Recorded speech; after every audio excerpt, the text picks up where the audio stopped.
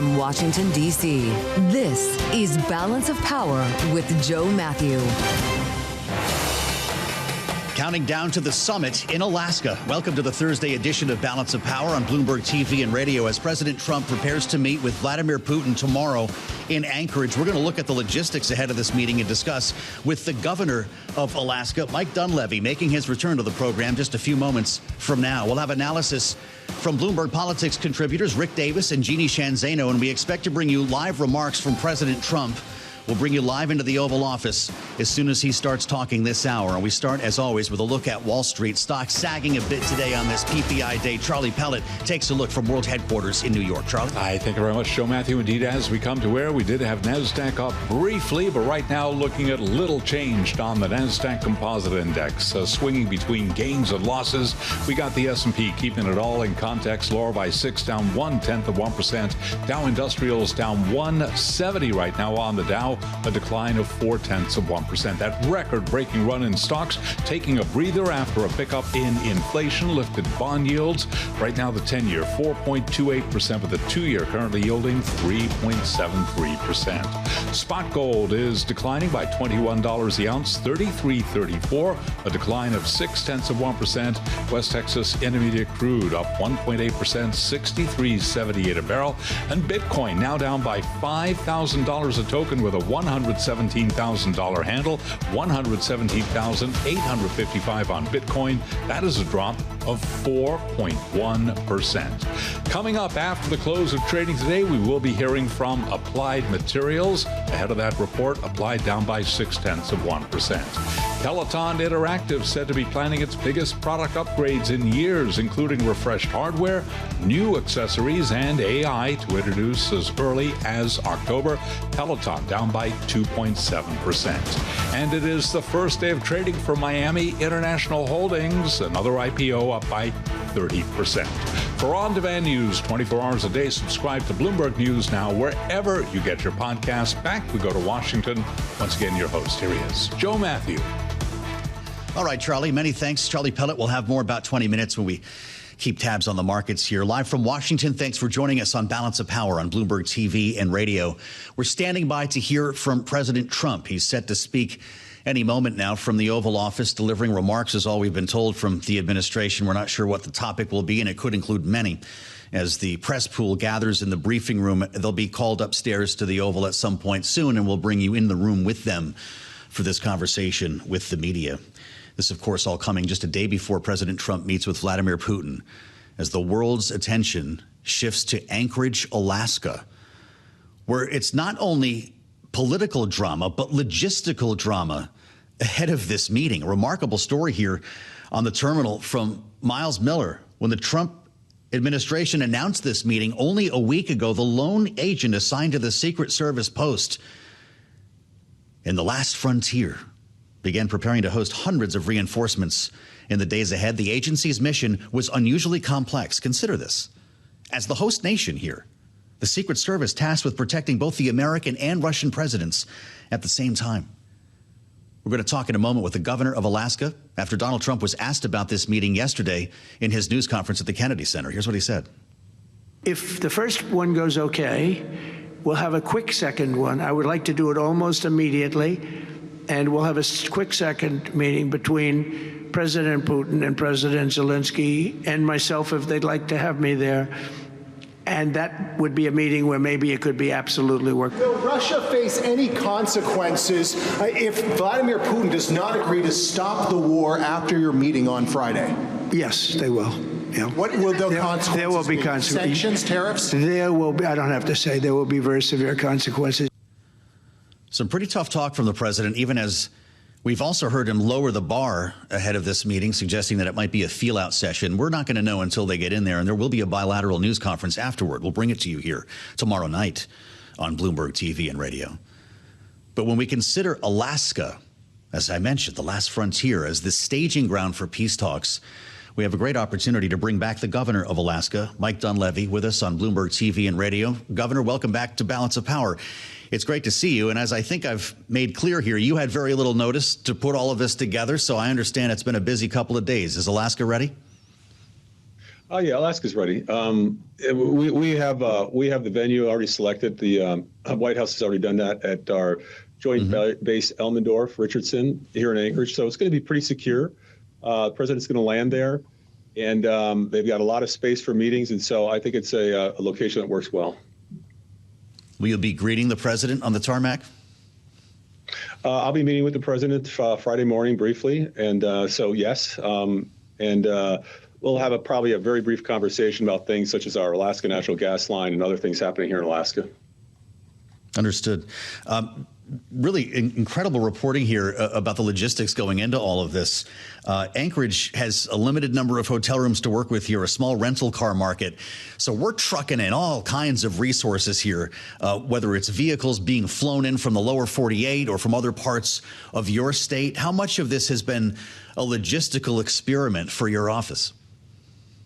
Well, again, most of this is being handled by the White House itself, and they're doing a great job. They've interfaced with us. They've interfaced with our troopers and city police here in Anchorage. And so the vast majority of this is being handled by the White House. It is tourist season. We're in the height of tourist season, so hotels are tight, cars are tight, as you mentioned. Right. But again, having this on the base alleviates a lot of issues. And so it's going to be on the base. Tourism will continue here. There's going to be a lot of reporters here, a lot of others with their eyes on this great state. So we're prepared. Well, I should think that that's a pretty good thing for Alaska. You're going to be seeing all weekend lots of beauty shots of your state, I'm sure. And a lot of tourists will have stories to tell when they come home. We know the Secret Service is on the ground there, Governor. And I don't know to what extent you can answer these questions. Are there Russian agents in Alaska right now? I don't know. I don't have the answer to that. That again, would be something the White House would know. But if there are, it hasn't been made known to us. Interesting. As you mentioned, this is taking place here at the joint base, which gives you, the logistical cover here to keep that sort of self-contained.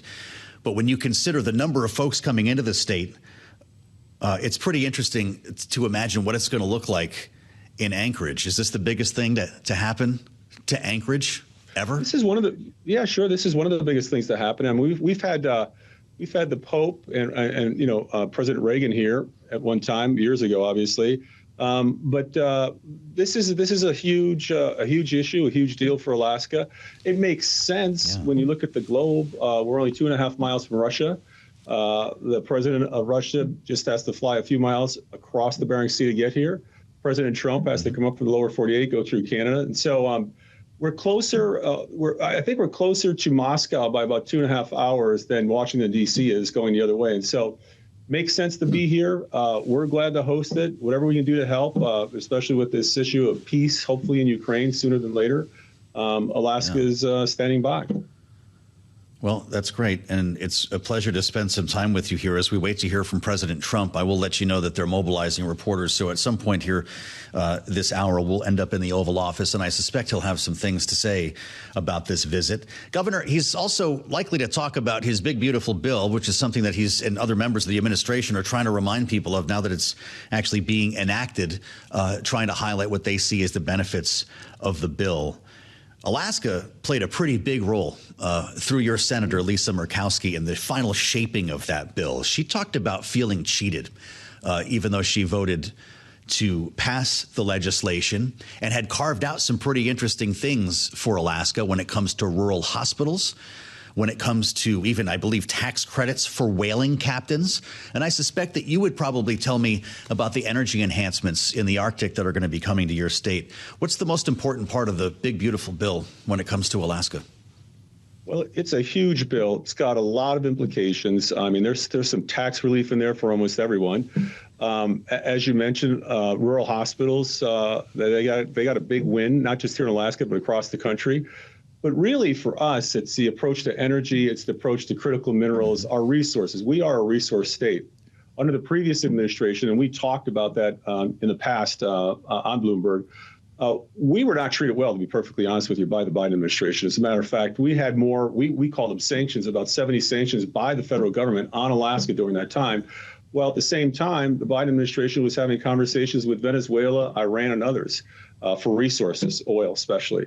So President Trump has been great for the state of Alaska. In my opinion, the best president ever for the state of Alaska. He's allowing us to do what we do best. And so That bill is very large, very complex, impacts everyone in this country, all the institutions you can think of. But again, when it comes to resources and energy, it's not just that bill, but the work that the president's done on our Alaska natural gas line, the executive order for Alaska. In his first term, he opened up ANWR, which, frankly, was very difficult to get open in the past. But he's done a great job for Alaska. And so, again, I think there's a lot of things in that bill for everybody. You ever talk to Senator Murkowski about the role that she played in framing that legislation in favor of Alaska? Well, we were following it. I mean, Senator Murkowski, Senator Sullivan, Congressman Begich, they all had a hand in it. And of course, as you're trying to craft a large bill like that, there's going to be some things in there that the people aren't going to agree with. But you got to look at overall in the balance. Does it help Alaska? Does it help the country? And our three federal officials came to the conclusion that it does. And so that's why they voted yes on it. Yeah. Governor, while you're still with us, I just want to ask you if you start seeing secondary sanctions against countries that buy oil from Russia, even existing sanctions on Russia right now. The president has threatened more if this meeting does not go well tomorrow, or if there are no outcomes that benefit Ukraine. What does that mean for production, for energy output in Alaska? Well, obviously, if there's sanctions on oil, and personally, I think that is a tool that could be applied. When you look at what's really happening in the world, it's interesting because many European countries are advocating for a tough stance against Russia, yet at the same time, they're buying oil and gas from Russia, which doesn't make any sense at all. In essence, they're helping to fuel the war effort on the part of the Russians. What it does for Alaska, for any oil-producing sovereign anywhere in the world, it's going to probably help in the short run, because if Russian oil is taken off the market, if Russian gas is taken off the market, it's certainly going to help the United States, but it's going to help other producers as well. But again, sanctions, I think, are a tool that the president is thinking about implementing, and maybe stronger sanctions, longer-lasting sanctions to help bring this war to an end. And from a security issue, a strategy issue, it's a tool that makes sense. Governor, what's the most important thing you're going to tell the president tomorrow? I'm going to thank him for what he's doing for the state of Alaska. I'm going to talk to him about the progress on our natural gas line, a $44 billion project, which is moving ahead. And I'm going to wish him luck in his discussions with the president of Russia. And we're all going to hope that there's a peace, a just peace. The war ends, and we can get on with investments. We can get on with being good neighbors to each other. And so I think the president's going to. There's something going to come out of this. Maybe not any final decisions, obviously, in the 4 or 5 hours he's going to be talking with the president of Russia. But I think it's going to set the stage for, I hope, a long-lasting peace, and that benefits everybody in the world. We'll be watching for you, assuming we can see his arrival at the air base tomorrow, Governor. It's good to have you back, and I hope the summer tourist season has been treating you well. That's Mike Dunleavy, the governor of Alaska. It's been great. This year on Bloomberg TV and radio. Thank you, sir. It could be right around this time tomorrow that he's touching down. We'll bring all the stages of this visit to you live here on Bloomberg. It's going to be a remarkable day. If you're interested in politics, if you're interested in history, this will be the case tomorrow as the president sits down with Vladimir Putin, and it's going to cascade into the evening. We'll be here overtime for you tomorrow on Bloomberg TV and radio to not only capture what we can around the meeting itself, but the bilateral news conference that is now apparently expected, with both of these leaders facing the press. As we wait for the president, he's going to be facing the press any moment now. The press pool is just outside the Oval Office waiting to go inside to hear remarks from President Trump. We assembled our political panel. Bloomberg Politics contributors Rick Davis and Jeanne Zaino with us right now. Rick is our Republican strategist, partner at Stonecourt Capital, and Jeanne is Senior Democracy Fellow with the Center for the Study of the Presidency and Congress. I'll apologize in advance, guys, if we get caught off by the president. But Jeanne, what do you make of this development? Bilateral news conference that has emerged today, sort of casting some, I guess, or projecting some optimism over the outcome of this meeting. What if it doesn't go well? And that's possible, given, what happened in Helsinki that we all remember. Some people say one of the lowest points in Trump's first term. When I heard this, my first instinct was Vladimir Putin has once again gotten the better of President Trump.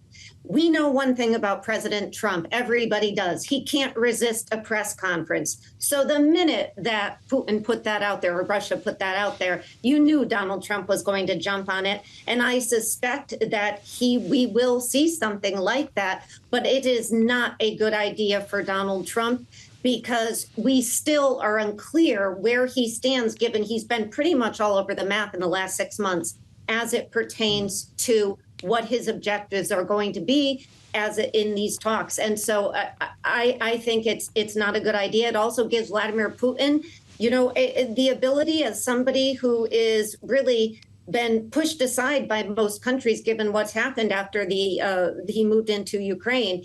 And he is certainly known as, or at least indicted as, a war criminal, puts him on the stage with the president of the United States once again. Is it a mistake to share a news conference with Vladimir Putin, Rick? Yeah, I think you only have news conferences with foreign leaders, especially those at odds with your foreign policy, if you have something positive to announce. I can't imagine a scenario where they're going to come out of this, short meeting with no prep for the summit and shake hands on a ceasefire deal. And that is the expectation that Trump has put on himself, is it's his job to get a ceasefire deal. Now, he's been working the media overtime in the last 48 hours to lower expectations. But at the end of the day, he will be graded on his ability as a peacemaker, what he is claiming some jurisdiction over, to make something happen in this meeting. And I wouldn't be surprised if there's some forced event, but I don't think it's good for the United States to be standing next to a leader like Vladimir Putin, who's really just a thug working as an attendant in a big gas station, to think that somehow, that's going to help world peace. Really interesting reporting on the logistics going into the visit, Jeanne, from Miles Miller on Bloomberg. Reciprocity is the key here. According to State Department protocol, each courtesy extended to one leader must be matched for the other. Russian security will control Putin's immediate movements. The Secret Service will control the outer ring. When it comes to security, neither side will open the other's doors or ride in the other's vehicles. If 10 American agents are posted outside of a meeting room, 10 Russian agents will stand on the other side. Everything will be matched body for body, gun for gun, according to a source talking with Bloomberg. The choreography here is going to be remarkable, Jeanne. How much ad-libbing are we going to see around that by this president? Well, they've all got to be ad-libbing to a certain extent. I mean, so much credit goes to the people who have put this in place and are working hard to put this in place in such a short time period. These often take months to come together. And we've had, a week or less than a week, a few days. And it was fascinating, your conversation with the governor, what a big deal this is, obviously, in Alaska, to welcome these two leaders. I guess it's not a summit, it's a listening exercise. And Joe, I have to tell you that I thought Jimmy Fallon made a good point when he said those are two things Donald Trump doesn't like. So we don't know how it's going to come out, listening and exercise. But that aside, credit for the choreography here, because they haven't had a lot of time to put this into practice and into place. So, I think we could see missteps as a result, but hopefully not. Everybody's a comedian. Hundreds of agents descending on Anchorage. Rick, downtown hotels full, as I read, rental car lots cleared for convoys. Agents in suits and earpieces posted at intersections. Plain clothes blending into coffee shops and parking garages. This is not a normal Thursday in Anchorage. I asked the governor if there were Russian agents in his state. He didn't seem to know. What do you think? Well, if he knew, he wasn't going to say anything on public TV, that's for sure. Yeah. The reality is that we're only going to get a tidbit of the real news that the planners are working through. I mean, enormous issues, but at least the fact that it's on a military base gives the planners total control on the logistics. And I have no doubt there's barracks being used to house folks working on the summit and lots of space there, right? I mean, it's a massive military base, 6,000 personnel, all of whom are going to have some advanced work experience over the course of the next 24 hours. So it's a great pool of activity. Trump's been there a couple times, so it's familiar turf to him. And I'll be honest, I mean, I am stunned that Vladimir Putin is going to go on a U.S. military base to have this meeting. It's really quite an extraordinary move. What do you think of that, Jeanne? I mean, I've stopped asking questions about it. I was kind of blown away when I first heard that this was the case. The man known as a pariah on the world stage, touching down with the full protections and courtesies of the United States on one of our military bases? Should this be at a hotel somewhere? Yeah, I mean, that was just such a fascinating development because people I talked to prior to this announcement said that if there's one thing we know, it won't be at a military base because they're not going to welcome Vladimir Putin to a U.S. military base.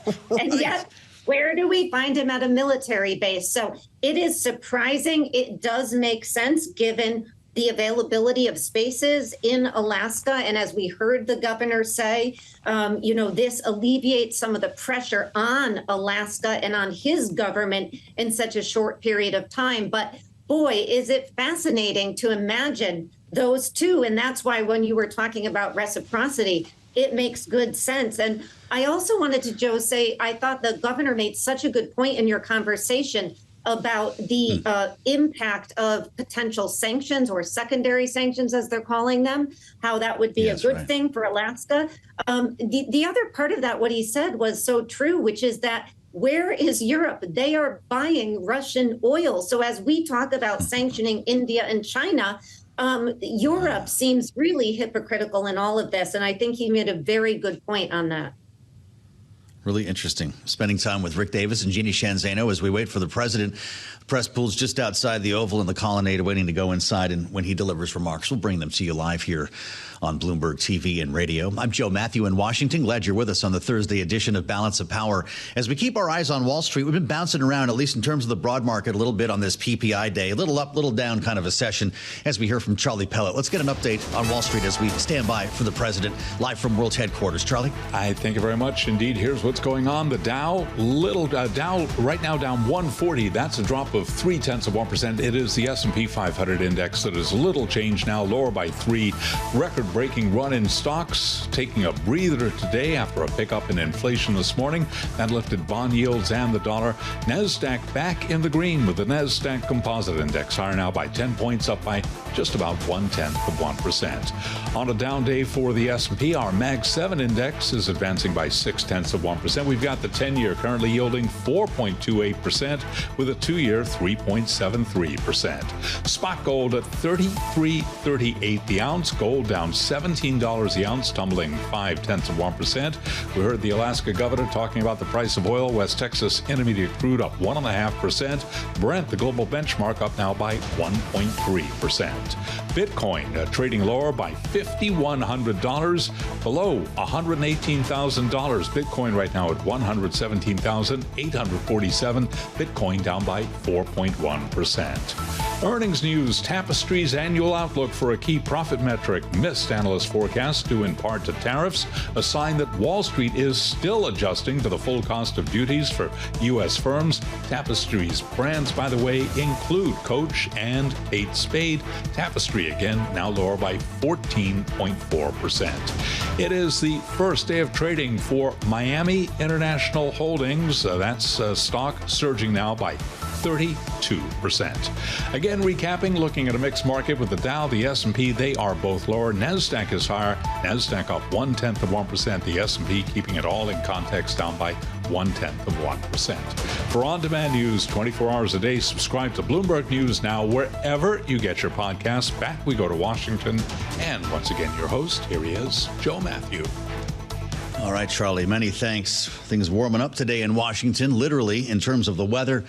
And it's starting to feel a little different on the streets around our Bloomberg Bureau and elsewhere on the National Mall. You can see the difference after the president sent not only National Guard troops to the streets, but also federalized the Metro Police Department and put hundreds of agents from federal law enforcement agencies, from the Park Service to the FBI out on the streets. Park police have been awfully busy. They always are around here, but their movements have been notable. As you drive into town today, there are sirens everywhere. You can't always see where they're coming from, but they're kind of roving in groups through the city, closing down intersections for a minute. In the case of last evening, they put up a checkpoint on 14th Street in Washington, D.C. They were yelled at by protesters coming out of restaurants locally there, and a lot of New York plates, a lot of federal officers with their faces covered, not to suggest that they were not identifying themselves. If you're with us on Bloomberg TV, there's a shot. There were, I believe, 2 arrests that came from the checkpoint. It looked kind of like a DUI type of checkpoint, but it was ICE agents, immigration officials, in some cases questioning people who were inside their vehicles driving through town fairly early in the evening, about 8 p.m. Eastern time. Interesting reporting by the Washington Post as they asked these federal agents who was in charge, what their mission was. They didn't refer people back to police or their agency. They're referring the media to the White House. This is very unusual to see this kind of activity. Washington Post also breaking news that the D.C. police chief is expanding cooperation with immigration enforcement. Police officers here in the city now may assist federal immigration enforcement by sharing information about people not in custody and by transporting federal immigration agency employees and their detained suspects. According to a new executive order that was just issued by the D.C. police chief, Pamela Smith.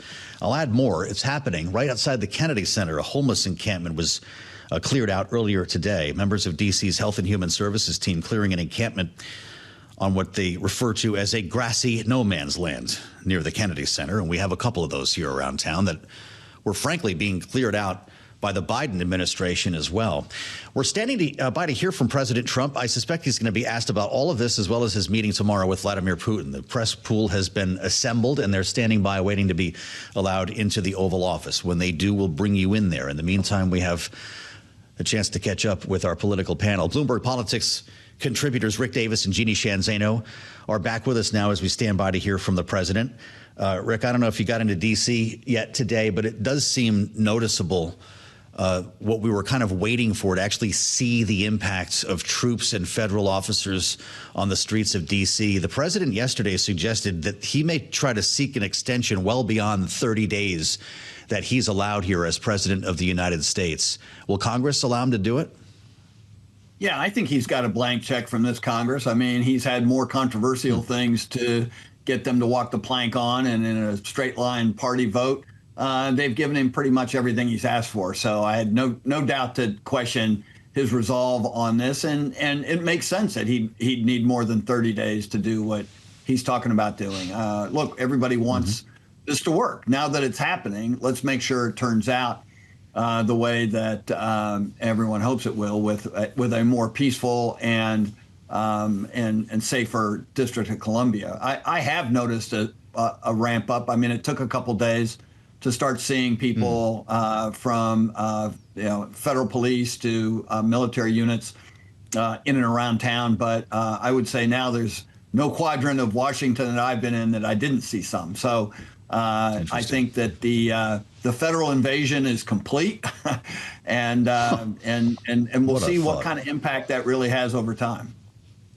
Jeanne, what do you make of this executive order, if I can call it that, this order from the D.C. police chief, marking a pretty significant change in policy for D.C. police, which before now said that officers shall not assist ICE with arrest or transport of individuals solely based on ICE warrants or detainers. Chief Smith's new policy is reversing that order. We've got a city here that's listening closely to this president and trying to keep him happy. Is this a good idea?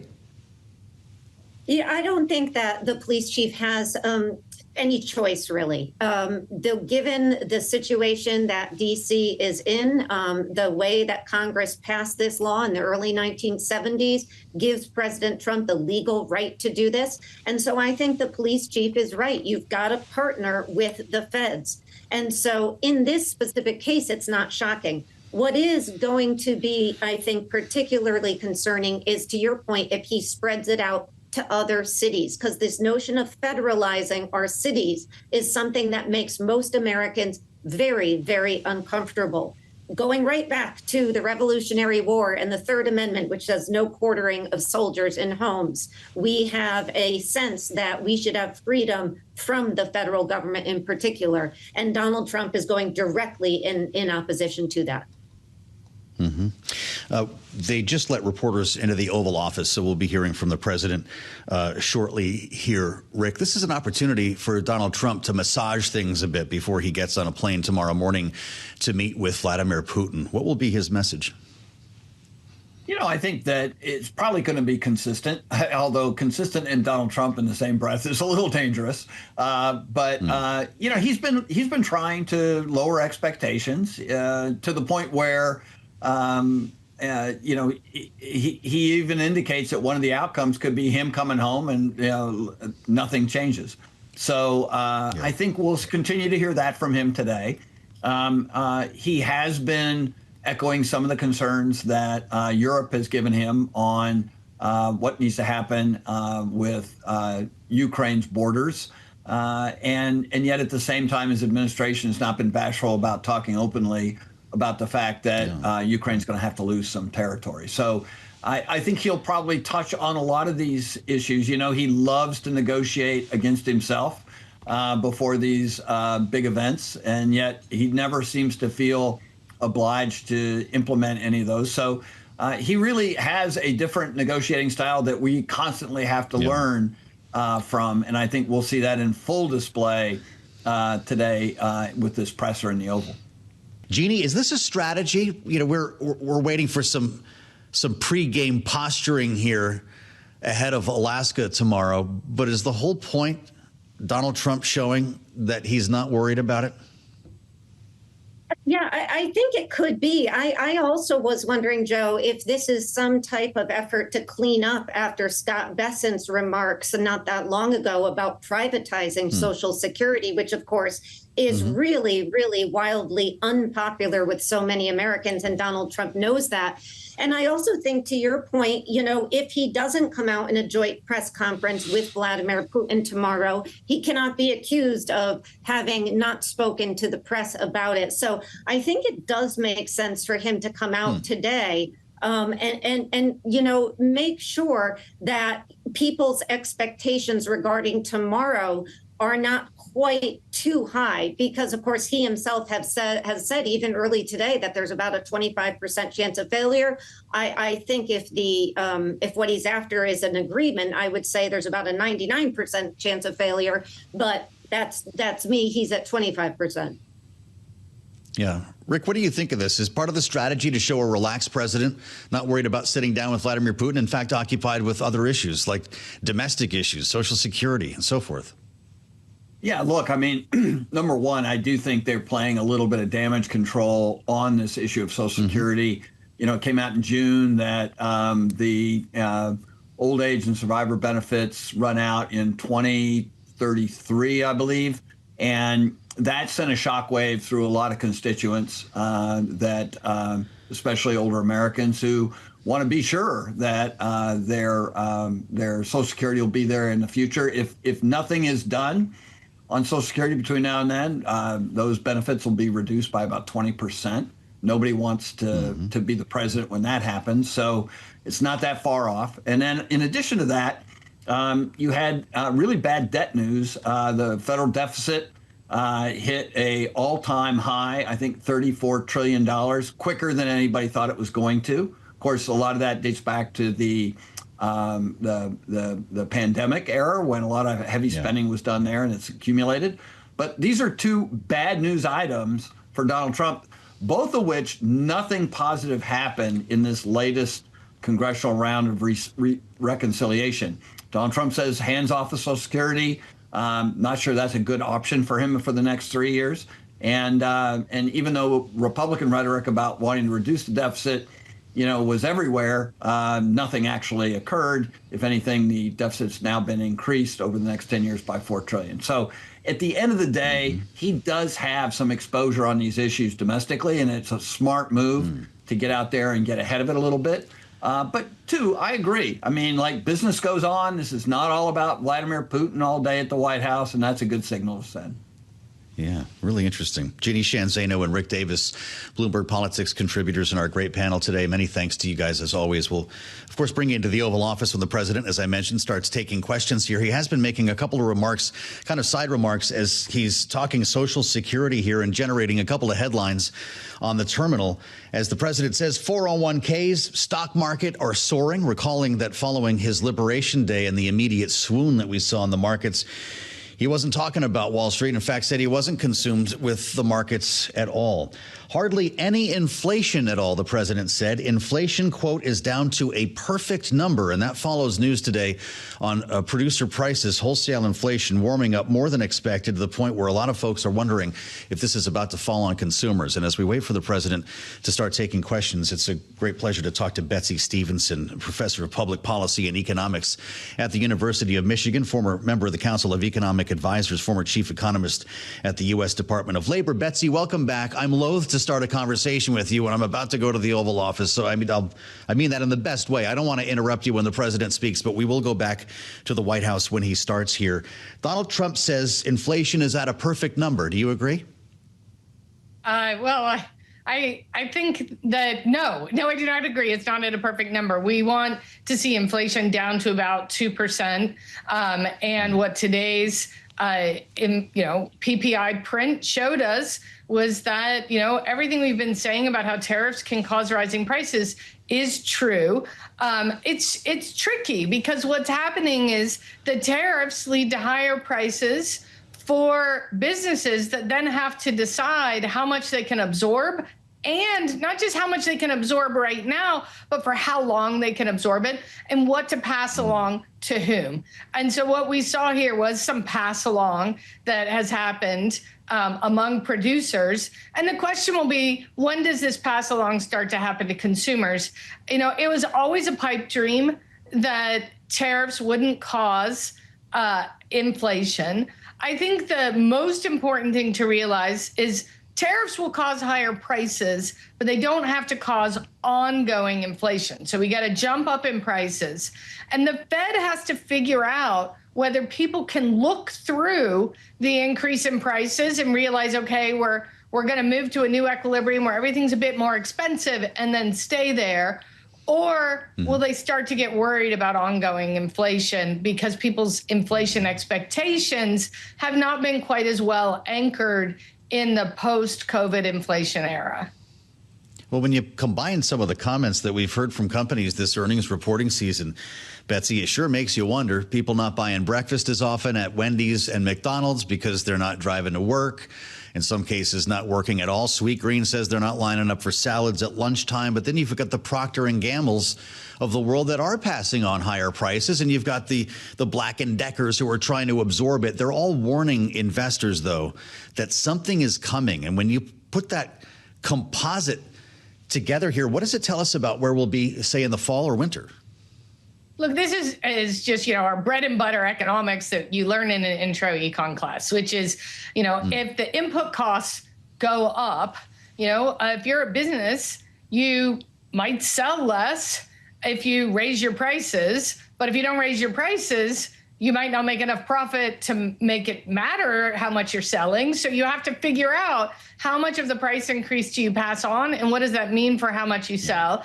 And if you do that in an environment when consumers' incomes might be declining, or at least their willingness to spend is declining because of fear of rising unemployment or fewer job opportunities, that makes things even more complicated because you've got consumers' willingness to pay has gone down, and you have to navigate how much to pass on in that environment. It's not going to be static. It's something that is, every business out there is trying to live and learn, adjust their prices a little bit, see what happens, figure out how long they can hang on without raising their prices. The one thing I think I'll say for certain is companies don't like Procter & Gamble to announce an increase in prices and then say 6 months later, we're just kidding. Tariffs are gone. We didn't need that price increase. Sorry, we did that to you. It costs them too much in terms of loyalty. So companies are slow to pass along price increases. And I think we all need to keep that in mind. Well, and it's something that we're going to be watching, obviously, here. We're watching it with every data point, Betsey. But how would you respond to the Peter Navarros of the world who say, no, you're wrong. Wages will keep up because of growth. That growth is the answer to all of this. And we heard that in the first term as well. In fact, they frequently point back to the first term as evidence to say you're not painting the complete picture here. You're going to see wages skyrocket because of reshoring. You're going to have growth that helps us get beyond higher prices. Bring me back to Econ 101 and the response to Peter Navarro. That's a great question. So first we have to ask, where does economic growth come from? Economic growth basically comes from being more productive. So if we can produce more using the same amount of resources, we have economic growth. And one of the things that's true about tariffs is they lead us in the opposite direction, because what they do is they put a wedge between choosing what's optimal in terms of producing things at the lowest cost and what we end up doing, because now there's this wedge, the tariff, and it's might make it better to produce iPhones in the United States, even though they're very, very expensive to produce in the United States. So we go about doing that. We're going to have very, very expensive iPhones.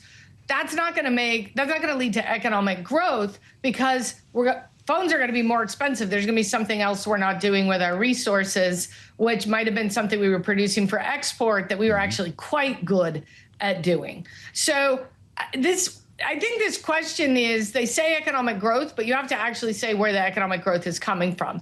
Now, one thing they are telling us is, that one big beautiful bill had a bunch of incentives in there to try to get, increase maybe capital investment, invest in research and new ideas. And so they're hoping that spurs some growth. I don't know that there's a lot of evidence that the problem businesses had was that, they didn't have, strong enough tax write-offs to be able to do new ventures. So I'm not convinced we're going to see a lot of economic growth out of that. And then there's something else, which is one of the things that's going to hurt economic growth, besides the tariffs, which will hurt economic growth, is growing government debt. Growing government debt means if you're a saver, should you loan your money to the government or a business? Now you've got, government in there competing in the market for loanable funds with businesses. That's going to drive up the cost of borrowing. And I think that's another reason why, the research shows you drive up the cost of borrowing and you're going to slow economic growth. So I just don't see this evidence for faster growth. Going to school with Professor Stevenson today, Betsey Stevenson, University of Michigan. It's always great to have you, Betsey, on Bloomberg. We thank you so much for the analysis as we bring you back to the Oval Office. President Trump has just begun taking questions from the press, which means I'll probably meet you on the late edition of Balance of Power. Let's go live now to the White House on Bloomberg.